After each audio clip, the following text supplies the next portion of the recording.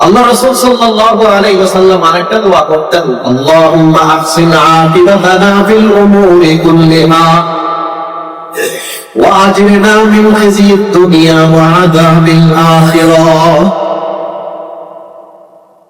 আল্লাহুম্মা হে আল্লাহ, আহসিন আকিবাতানা ফিল উমুরি কুল্লিহা,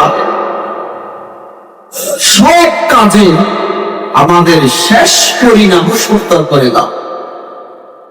আল্লাহ সমস্ত কাজে আমাদের শেষ ফলাফলটাকে আপনি সুন্দর করে দেন। দুনিয়ার লাঞ্ছনা থেকে আমাদেরকে মুক্তি দাও, দুনিয়ার লাঞ্ছনা থেকে আমাদেরকে বাঁচাও, কবরের আযাব থেকে আমাদেরকে বাঁচাও, পরকালের আযাব থেকে আমাদেরকে বাঁচাও। আল্লাহুম্মা আহসিন আকিবাতানা ফিল উমুরি কুল্লিহা, আল্লাহ আমাদের শেষ পরিণাম সব কাজে সুন্দর করে। তৃতীয় নাম্বার দোয়া, আল্লাহ রাসূল সাল্লাল্লাহু আলাইহি ওয়াসাল্লাম এই গুণে আল্লাহর কাছে দোয়া করতেন, আল্লাহুম্মা তাওয়াফানা মুসলিমিন ওয়া আহইনা মুসলিমিন ওয়া আলহিকনা বিস-সালিহিন গায়রা খাযায়া ওয়ালা মাফতুনিন। হে আল্লাহ, মুসলমান করে আমাকে মৃত্যু দান করো, মুসলমান হিসেবে আমাকে জীবন যাপন করার তৌফিক দান করো। আল্লাহ ইহকাল পরকালে নেককারদের সাথে আমাদেরকে মিলিত করে দাও। আল্লাহ লাঞ্ছনা থেকে আমাদেরকে বাঁচাও, ফিতনার মুখোমুখি আমাদেরকে করিও না, গায়রা খাযায়া ওয়ালা মাফতুনিন। এরপর আল্লাহর কাছে এই বলে আল্লাহ রাসূল সাল্লাল্লাহু আলাইহি ওয়াসাল্লাম দোয়া করতেন, আল্লাহুম্মা আউযু বিকা আন ইয়াতাখাফফানি আশ-শাইতানু ইনদাল মাউত। হে আল্লাহ, আপনার কাছে আশ্রয় চাই যেন শয়তান মৃত্যুর সময় আমাকে স্পর্শ করতে না পারে, আমাকে বিভ্রান্ত করতে না পারে। আল্লাহ, মৃত্যুর সময় শয়তানের বিভ্রান্ত থেকে আপনার কাছে পানা চাই। আল্লাহুম্মা আউযু বিকা আন ইয়াতাখাফফানি আশ-শাইতানু ইনদাল মাউত।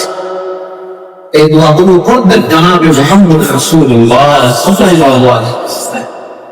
আল্লাহ আমাদেরকে আমল করার তৌফিক দান করেন, আমিন। তাহলে 3 নাম্বার হলো নিয়মিত আল্লাহর কাছে দোয়া করা। 4 নাম্বার আমল হলো আল্লাহ ওয়ালা যারা আছে তাদের কাছে গিয়ে দোয়া চাওয়া। আল্লাহ ওয়ালা যারা আছে তাদের কাছে গিয়ে দোয়া চাওয়া, হযরত আমার জন্য দোয়া করেন, আমি যেন মৃত্যু পর্যন্ত ঈমানের উপর অবিচল থাকতে পারি, দ্বীনের উপর অবিচল থাকতে পারি, ইসলামের উপর অবিচল থাকতে পারি। আমার খাতেমাটা যেন সুন্দর হয়, আমার শেষটা যেন সুন্দর হয়, ঈমান নিয়ে যেন আমি দুনিয়াতে যেতে পারি। দয়া করে মেহেরবানি করে আমার জন্য দোয়া করুন। আমার দোয়া হয়তো আল্লাহ কবুল নাও করতে পারে, কিন্তু এই পৃথিবীতে অনেক আহলে দ্বীন ব্যক্তি আছে, অনেক খালতাওয়ালা ব্যক্তি আছে, বুজুর্গ ব্যক্তি আছে, তারা দোয়া করলে আল্লাহ তাদের দোয়া ব্যর্থ ফেরত দেয়।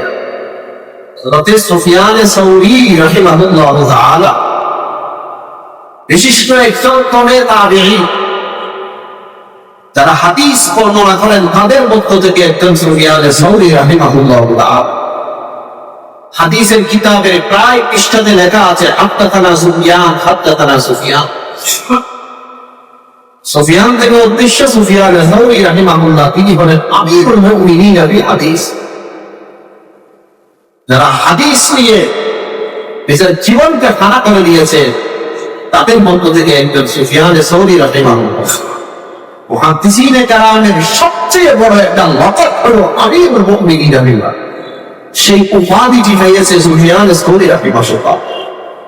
তিনি ইব্রাহিম ইবনে আদহাম রাহিমাহুল্লাহ আলাইহি হুজুর ওনার কাছে গিয়ে বলতেন, হযরত আমার জন্য একটু দোয়া করবেন যাতে আমি তাওহীদের উপর অবিচল থাকতে পারি, যাতে ঈমান নিয়ে আমি দুনিয়াতে যেতে পারি। হাদিসের বর্ণনাকারী যারা সারা জীবন ক্বালা রাসূলুল্লাহ বলতে বলতে নিজের জীবন পার করে দিয়েছে,